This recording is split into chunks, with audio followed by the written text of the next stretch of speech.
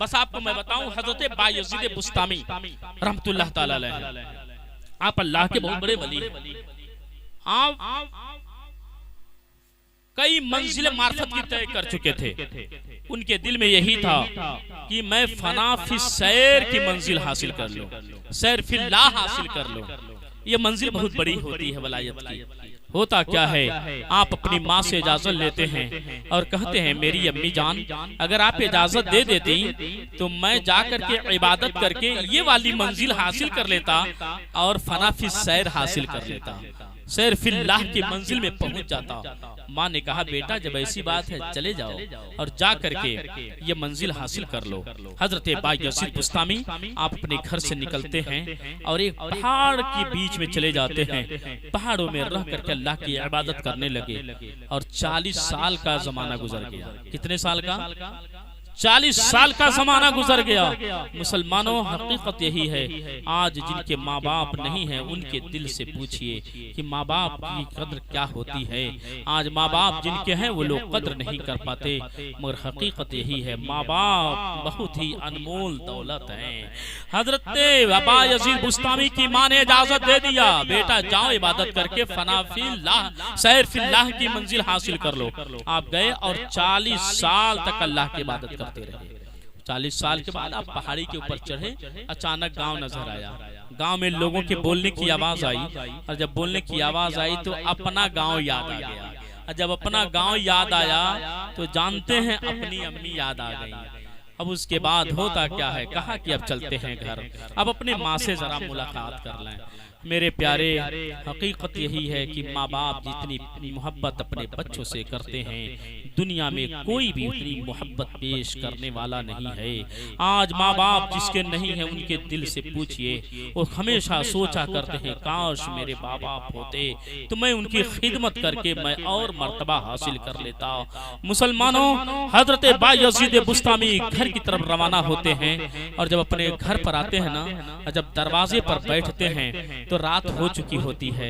सोचते हैं या अल्लाह मैं करूं तो क्या करूं, दरवाजा अंदर से बंद है, मेरी माँ सो रही होगी, अगर मैं जंजीर खटखटाता हूं तो माँ के नींद में खलल आ जाएगी, माँ की नींद खुल जाएगी, मैं गुस्ताख बन जाऊंगा। इसीलिए ये सोच करके कि आप अपने फौरन उसी दरवाजे की चौखट पर बाहर बैठ जाते हैं और सोचते हैं जब मेरी माँ तहज्जुद की नमाज पढ़ने के लिए बेदार होंगी, जगेंगी, तो जब पानी वगैरह लेने के लिए बर्तन खटखटाएंगी, आवाज आएगी, टकराएंगे बर्तन तो मुझे आहट हो जाएगी, फिर मैं दरवाजा खटखटाऊंगा तो मैं अंदर चला जाऊंगा।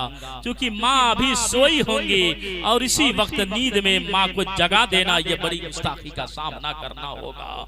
ए मुसलमानों, ये अदब है अपने माँ बाप का, ये वली लोग सिखा रहे हैं। आप दरवाजे पर बैठ जाते हैं जब माँ तहज्जुद के लिए भोर के वक्त उठती हैं और जब इनको आहट होता है कि माँ बेदार हो गई हैं, उठ करके वजू वगैरह करने जा रही हैं, तब आपने जंजीर को खटखटाया है। बोलिए कितने साल के बाद आए थे? 40 साल के बाद आए थे। मगर ए मुसलमानों, बेटा कहीं भी हो, दिल्ली, बॉम्बे, सऊदी कितनों दिन चला जाए, मगर माँ कोई ऐसा दिन नहीं होगा जो अपने बच्चों को दिल में याद न करती हो, अपने बच्चे का चेहरा अपने सामने न देखती हो।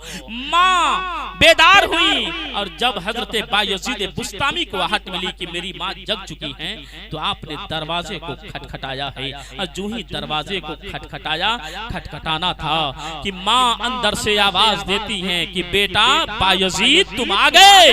दरवाजे को खोल देती हैं, बेटा बायजीद अंदर जाते हैं। माँ से कहा अरे मेरी अम्मी जान, मैं 40 साल के बाद वापस आया और दरवाजा खटखटाया, कैसे तुम जान गई कि मैं तेरा बेटा बायजीद हूँ जो आया हूँ? फौरन माँ का प्यार भरा दर्द सुनो मुसलमानों। हर माँ बाप सोचते होंगे, यकीनन ऐसे ही मोहब्बत हर माँ बाप के दिल में अपनी औलाद की होती है। माँ ने कहा मेरे लाल, मैंने तेरे इस जंजीर के खटखटाने को समझ गई। आज तक कोई भी तेरे खटखटाने की तरह, जंजीर बजाने की तरह कोई बजा नहीं पाया। तू जैसे बजाता था ना, वो आज भी वो नक्शा नक्शा मेरे ज़हन में मौजूद है। जो ही तूने बजाया है फौरन मुझे तेरी तस्वीर याद आ गई है कि मेरा बेटा आ चुका है, इस तरह से मेरे दरवाजे पर आ चुका है। आपने फौरन दरवाजे को खोला, कहा बेटा क्या हुआ? जिस मकसद से गए थे 40 साल पहाड़ों के खोह में, पहाड़ों के अंदर रह करके तुमने अल्लाह की इबादत की और उसके बाद में फना फी सैर की मंजिल हासिल करना चाह रहे थे, क्या हासिल हो गई वो मंजिल? कहा अम्मी जान हासिल वो मंजिल नहीं हुई, 40 साल इबादत किया मगर न हो सकी।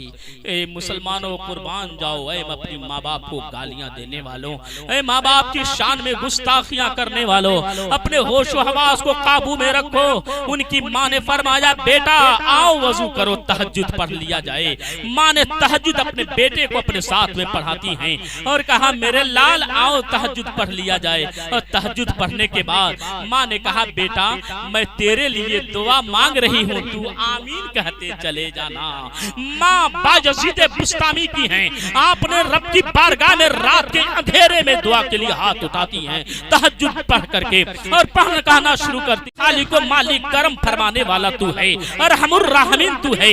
आज बायज़ीद की माँ अपने इस बूढ़े हाथ को उठा करके अपने बेटे के लिए दुआ मांग रही है, ये अल्लाह मेरे बेटे को फना फी सैर की मंजिल अता फरमा दे। इधर हजरत बायज़ीद बुस्तामी आमीन कहते हैं और जब चेहरे पर हाथ फेरा जाता है तो मुसलमान होता क्या है? माँ पूछती है बेटा क्या हुआ? कहते हैं मेरी माँ जो 40 साल तन्हाई में पहाड़ों के बीच में अल्लाह की इबादत करने के बाद जो मुकाम मर्तबा ना मिल सका, आज तेरी दुआ ने मुझे वो मकाम हासिल फरमा दिया।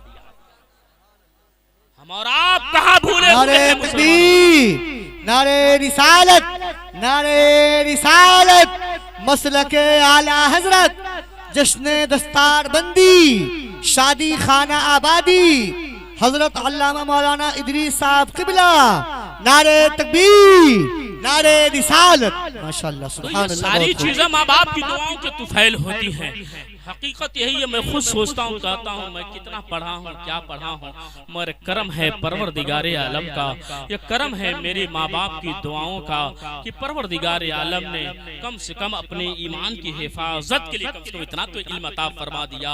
और हकीकत यही है, जब ऐसे ऐसे मुफ्तियाने कराम और अपने अजीज तलबा को मैं देखा करता हूँ कि इस तरीके से मायनात शख्सियत बनते जा रहे हैं, अच्छे अच्छे शागिर्दों पर जब नजर पड़ती है तो हकीकत यही है खुश हो जाता है कि अल्लाह रब्बुल इज्जत मुझे मेरे अमल की बुनियाद पर अगर नहीं जन्नत दिया तो कम से कम इन तलबाए इज़ाम और शागिर्दाने मुहतरम की दुआओं के सदक़े में अल्लाह जरूर जन्नत अता फरमा देगा। तो मेरे प्यारे ये सारी चीजें मिला करती हैं। अल्लाह तबारक व तआला अपने हबीब के सदक़े में हम सबको भी नेक अमल की तौफीक अता फरमाए। मेरे प्यारे हम और आप अपने अंदर ये जज्बा पैदा करें, अपने बच्चों को आलिम दीन बनाएं।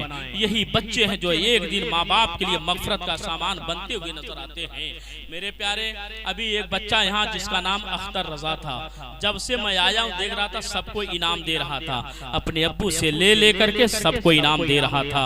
मेरे प्यारे जब बात आई उसके नाम रखने की तो जानते हैं मैंने उसका नाम अख्तर रजा रखा। ये सिर्फ मकसद मेरा और मेरी नीयत यही थी, ये मेरे खालिक व मालिक आज इस पूरे हिंदुस्तान में ताजु शरिया हजरत अल्लामा मुफ्ती अख्तर रजा अज़हरी से बढ़कर तक़वा परहेज़गारी में कोई नजर नहीं आता।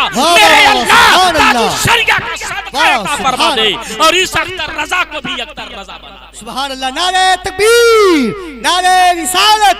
बस्ती बस्ती करिया करिया, बस्ती बस्ती करिया करिया। कौन बना मेहमाने काबा, कौन बना मेहमाने काबा? फैज़ का दरिया, इल्म का दरिया। सुभान अल्लाह। सामिने किराम हम अपने औलाद के नामों को भी चुनकर रखने की कोशिश करें ताकि हो सकता है उन नेक लोगों का सदका जता हो जाए और यकीनन हुआ करता है।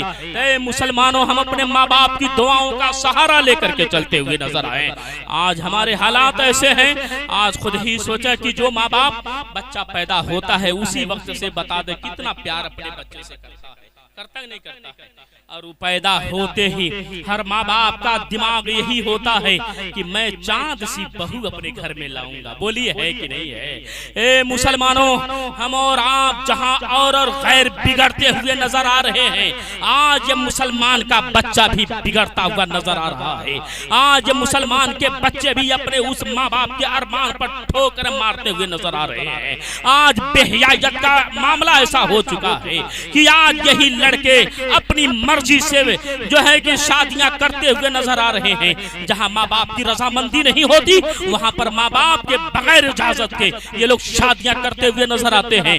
बताइए, घरों में खुशहालियां मिलेगी, माँ बाप की दुआएं शामिल हाल न होगी तो यकीन जानो न दुनिया में कामयाबी मिल सकती है, न आखिरत में कामयाबी मिल सकती है। ए मुसलमानों, अपने माँ बाप को राजी रखने की कोशिश करो। अल्लाह दुनिया में भी कामयाब बनाएगा और आखिरत में भी कामयाब बनाएगा।